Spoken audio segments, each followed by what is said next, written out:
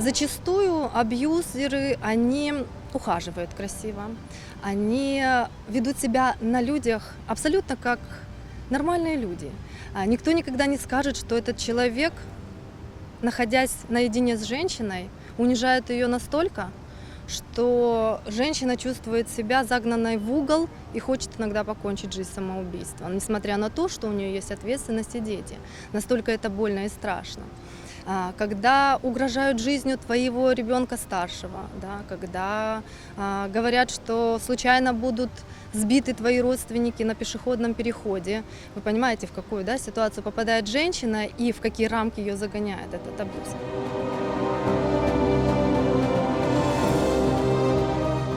Многие не хотят рассказывать, не хотят что-то переделать в своей жизни. Они терпят.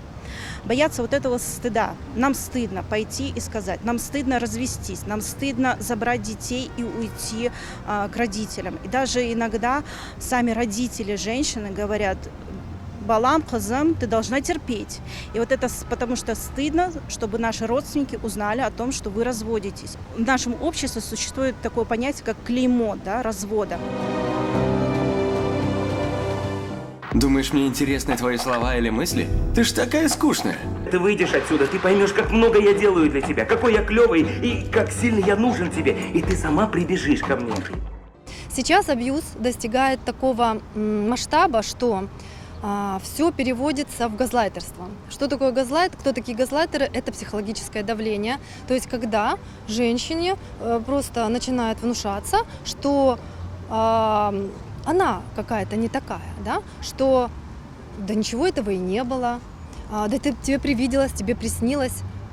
Почему так делают сейчас вот современные абьюзеры? Потому что на них же могут подать заявление в полицию. Ты всегда находишься в страхе. Вот тебе страшно, что зайдет этот человек. Это, знаете, как маленький ребенок. Придет мама, накажет меня за то, что я вылил воды. Вот ты все время находишься в этом страхе, что ты не то одел, ты не то поел, ты не то сейчас скажешь, ты не так сделаешь. Тебе говорят, ты неправильно жуешь, ты неправильно думаешь, ты должен делать так, как я сказал. У тебя нет личных границ, у нас границы одинаковые. Вот в этом всем и есть абьюз.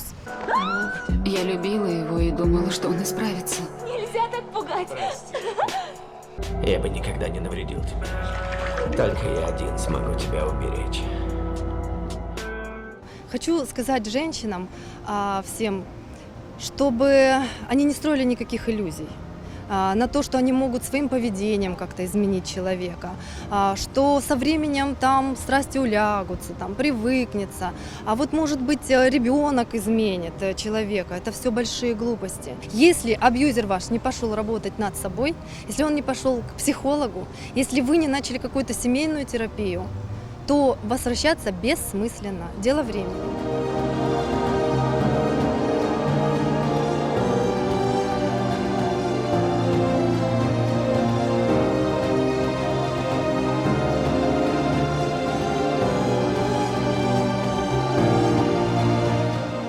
К сожалению, в Российской Федерации отсутствует полноценное законодательство о защите прав жертв, пострадавших от домашнего насилия. Мы хотим создать центр помощи таким жертвам, чтобы их курировали психологи, юристы, волонтеры, которые будут, во-первых, работать с жертвой, преодолевая вот это абьюзивные отношения.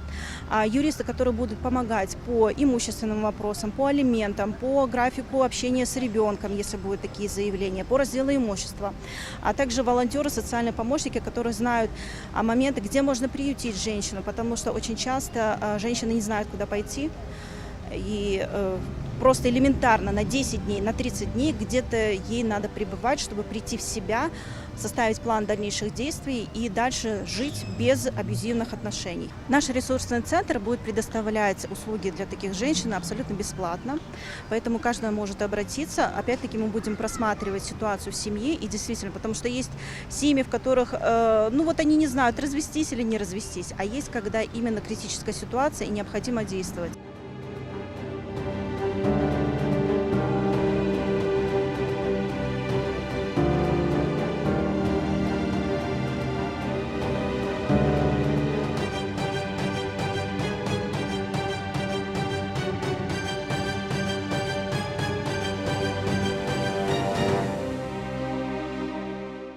так жаль.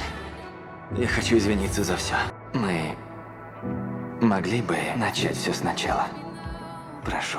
Я бы с удовольствием, но только не с тобой.